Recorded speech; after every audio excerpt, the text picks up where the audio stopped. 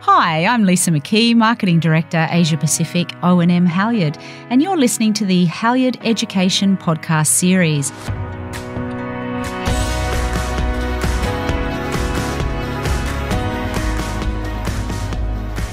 COVID-19 has fueled unprecedented demand for personal protective equipment, inviting the industry to look more closely at issues of supply, quality, and cost. In this podcast series, we're going to do exactly that. And for this episode, we're turning our attention to gloves. Are you using the right one? Do we have enough of them? How can we make more of them? And how can we use them more effectively? To discuss these questions and more, I'm joined by Greg Metcalf, Global Director for Gloves and Apparel at O&M Halyard, and my co-host for today, Tai Bouvieir, Marketing Manager for PPE Asia-Pacific at O&M Halyard. Welcome to you both. Thanks, Lisa. Thanks, Lisa. Greg, before I move forward and specifically ask you some questions about the glove market, can you tell us a bit about yourself and a bit about the experience and how you ended up becoming the Halyard Gloves guru? I've been in the healthcare market for about half of my 30-year career. Initially, I was heavily focused on manufacturing and business strategy. And about the last 8 years, I've been managing the gloves and protective apparel businesses. I still love the manufacturing aspect, and to that end, I typically visit Asia 3 to 4 times a year to meet with our gloves manufacturing team in southern Thailand, as well as our third-party manufacturing partners. So, Greg, thinking specifically about gloves, with the COVID-19 infection rates continuing to climb globally, and with some regions already seeing a second wave, can you talk us through how this is impacting the supply of gloves? That is a key question, Tai. I recently saw an interview with the CEO of a Malaysian-based glove manufacturer, who estimated that gloves demand was 2 to 3 times normal. Now, demand is expanding beyond its traditional base of hospitals, physicians, and dental offices into non-traditional users such as restaurants, retailers, and manufacturers who are trying to protect their employees. This is really providing a much more expansive demand than the market is prepared to address. So I guess I really have to ask the obvious question, is supply able to keep up with demand? The short answer is no. Typically, the glove industry operates at about 90% capacity, meaning they can absorb about a 10% spike in volume, plus any new capacity they bring on during the year, which is typically targeted to keep pace with the normal 6 to 10% volume growth. So if you think about demand growing 2 to 3 times normal, and at best capacity is growing at 20%, you can see that there's going to be a significant shortfall of capacity to meet demand. So there are multiple varieties of gloves that are used in healthcare. We've got surgical, exam, vinyl, sterile. Does this supply challenge apply to all categories of gloves? It has impacted all categories of gloves, but more so nitrile due to its clinical advantages in combination with what's normally its reasonable cost.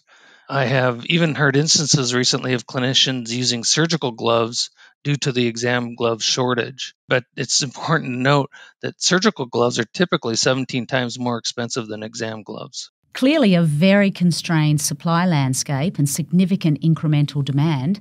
How's this actually impacting the cost to healthcare facilities? Costs have increased tremendously.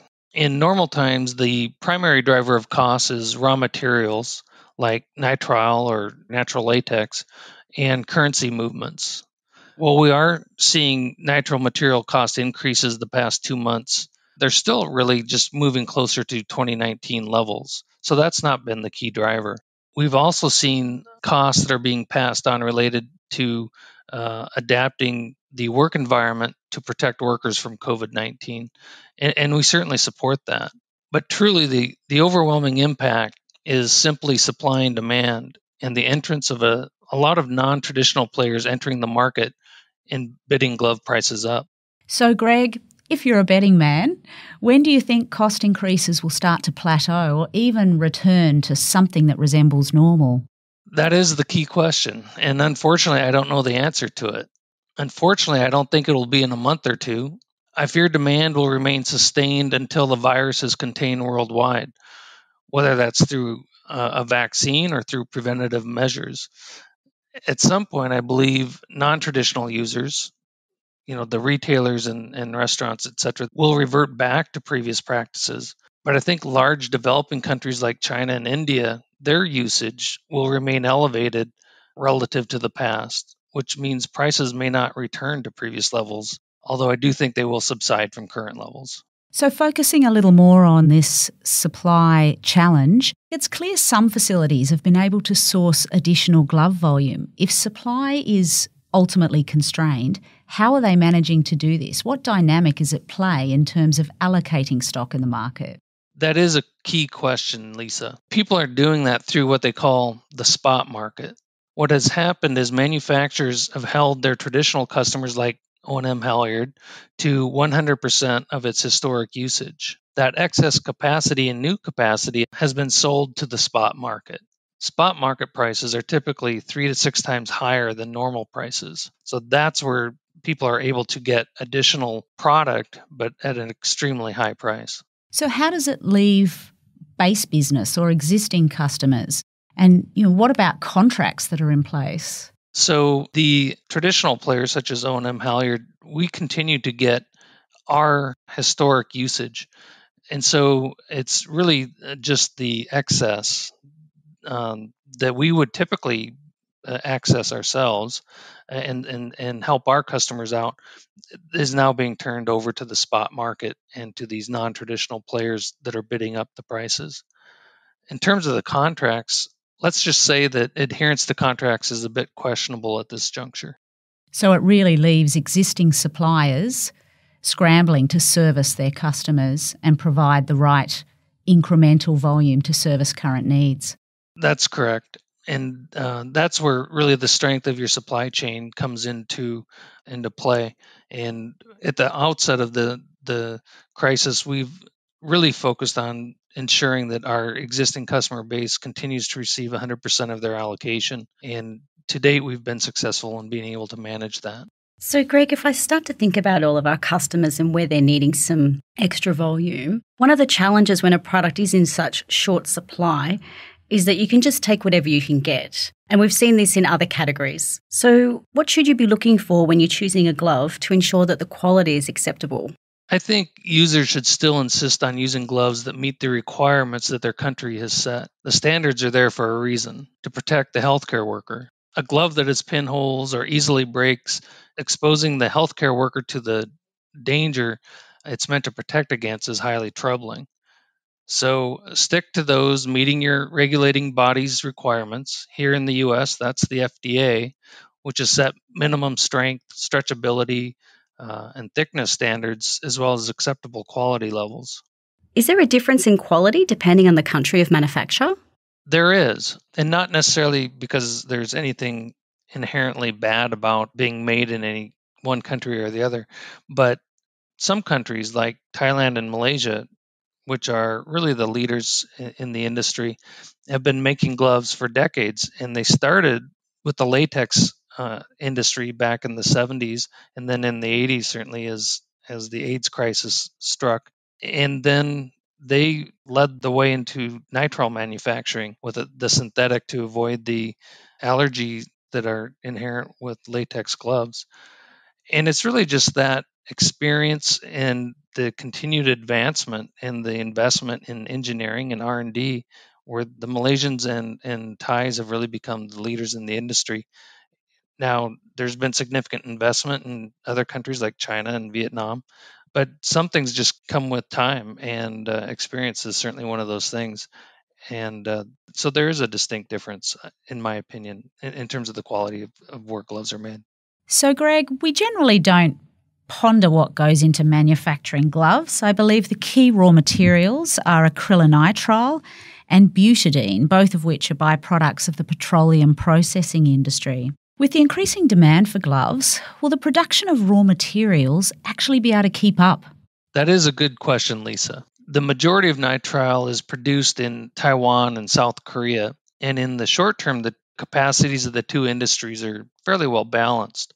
However, The capacity ramp of nitrile glove manufacturers is set to accelerate more rapidly than that of the nitrile raw material producers. So that would seem to provide challenges to further expanding glove production over the medium term until the nitrile production catches up with the glove production. But in the long term, things will balance out. There will be the investment made in the nitrile production.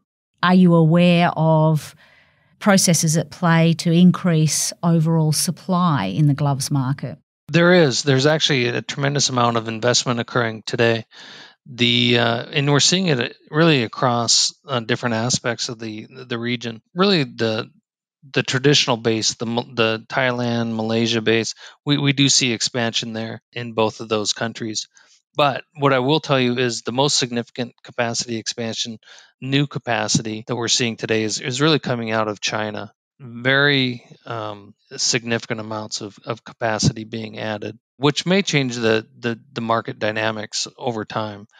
Today, China supplies somewhere around 10 to 12% of the global supply. You could see that over time, perhaps doubling, and that would certainly change the dynamics of the marketplace. Because there's estimates that there's over 400 manufacturers in the gloves industry, and so we thought there'd be over time a natural consolidation of that many players.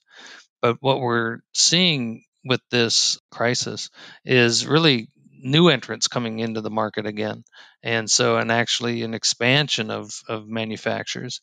And so I think there will be an attempt to try and keep up as best possible through capacity expansion with the soaring demand. But of course, today that will be impossible to do. But 2-3 years from now, there will be an equilibrium that is reached. Do you think there'll be any substitute raw materials that will start to emerge? That's something I've heard some thought around lately, is that latex gloves may make a bit of a resurgence, given that some manufacturers' equipment can be modified to produce latex gloves as well as nitrile gloves. But of course, that does bring along the drawbacks of latex gloves, which is, as you know, the potential for severe type 1 allergic reactions. Something for our customers to watch out for if they see that as available capacity, just with concerns over occupational health and safety of their healthcare workers. So, Greg, that leads us quite nicely into an area that I wanted to ask around clinical practice. Do you have any hints or tips on how our customers can use their gloves more efficiently or allocate them more effectively so that they can maintain their supply? That's an important question, Tai. So I think the key to preservation is to wear gloves when you anticipate customer interactions or fear risk of potential exposure. Follow your protocols. At the end of the day, it still really comes down to hand hygiene. Gloves are not a replacement for good hand hygiene. There are also solutions that some manufacturers have offered really in the dispensing area, where products come out more regulated, meaning they don't fall on the floor and get wasted and things of that nature. And I would encourage you to pursue those avenues as well as a means of conserving your precious PPE. What about practices such as double gloving? Is there a way to use a cheaper glove or a different quality glove as your inside glove? Have you thought of any tricks or hints around how you might optimize practice so that you're improving your protection levels while still complying? Again, I would highly recommend that you follow your regulating body's standards and requirements and not consciously move to a cheaper glove just because it's a cheaper glove if you don't feel confidence in its use. But to the extent that you do have a glove that you feel perhaps less confidence in, then I would highly suggest that you use that as your underglove. So, Greg, thinking about how prevalent COVID is in the US, have you witnessed any changes to the clinical practice? We have seen some protocol changes requiring the wearing of PPE, including gloves, when interfacing with patients, especially in the intake areas of the hospital. So, whereas gloves have always been high on the protocol list, I think that we're seeing really a stricter adherence to existing protocols, given the seriousness of the disease and the ease with which it is spreading. So I guess I always have to ask, do you have any hints or tips for safe donning and doffing of gloves that you could pass on? It's something where you really need to follow the established guidelines that are set forth by entities like the Center for Disease Control. There is videos that to help you along, to show you the proper techniques. You should never be putting your skin in direct contact with a potentially contaminated glove, and as well as the proper doffing. I also encourage you to make sure that you're also following proper disposal protocols. So Greg, can you give us a glimpse into the future of gloves post-COVID? Yeah, it's not going to go back to what it was. I think some aspects of the industry will go back to what it was, and by that I mean non-traditional users. So we've got folks like retailers, we've got restaurants, we've got manufacturers, hair salons, a lot of folks that are using gloves today that didn't use gloves 6 months ago. I think that usage will revert back to traditional practices, meaning non-usage. The big change is going to be these large countries where they have changed their practices and moved closer to Western standards. And by that, I mean countries like China and India, where their usage per person has traditionally been in the 3 to 5 gloves per person range. And you compare that to Western standards, where in Europe, a typical usage is 150 gloves per person, or in the United States, typical usage is 250 gloves per person. I don't think China and India are going to get to those levels, but given the size of those countries, their usage simply going to say 15 or 20 gloves per person per year, just that alone is going to have a significant ripple in the gloves industry, and which is going to mean the need for much more production capability and capacity, which means that there's going to be continued heightened demand for gloves for many years to come. That certainly sounds like quite a lot of gloves. Do you think that we will be better prepared for a pandemic again in the future? Today, I would say yes. And the reason I say that is obviously the heightened awareness, and also the investments that a number of hospitals and governmental entities are making in terms of creating stockpiles that for usage. So I would say in the next 1 to 2 years, absolutely. I think the question is really going to be 3 years from now and 5 years from now, when this incident is a bit more of a in our past and not necessarily at the forefront of our minds. But I guess we'll see what the future holds. Interesting space. Very interesting. Greg, thank you so much for sharing all your knowledge of the PPE industry, and in particular, the incredible dynamics at play in this volatile glove market in which we're operating. Well, thank you for having me on the podcast, Lisa and Tai. It's been great talking with you today, and I always love talking about gloves, so thank you. Okay, so some key takeaways from our discussion with Greg. Most definitely, it appears supply will remain constrained for the foreseeable future, with more non-traditional competitors wanting access to gloves, and certainly some clinical practice changes within the Asian markets with simply more gloves being used. And I'd say prices will stay elevated for quite some time, Tai. Absolutely, Lisa.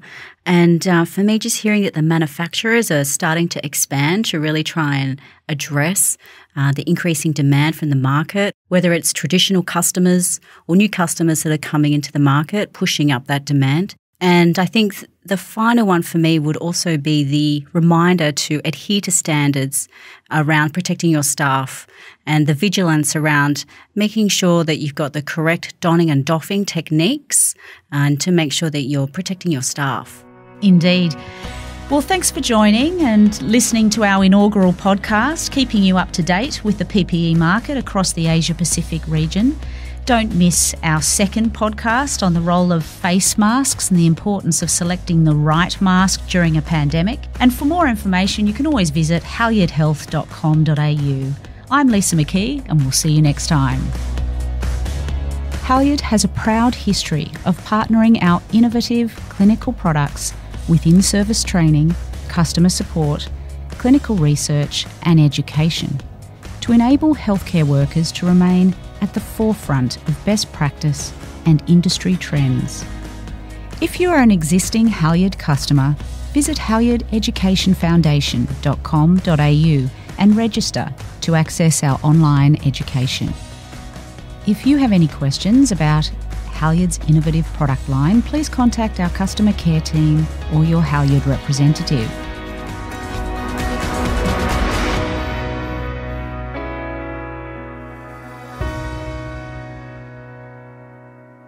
The views and opinions expressed in this podcast are those of the speakers and do not necessarily reflect the official policy nor position of any other agency, organisation, employer or company. It's important healthcare customers consider their own standards and not hold these views in perpetuity.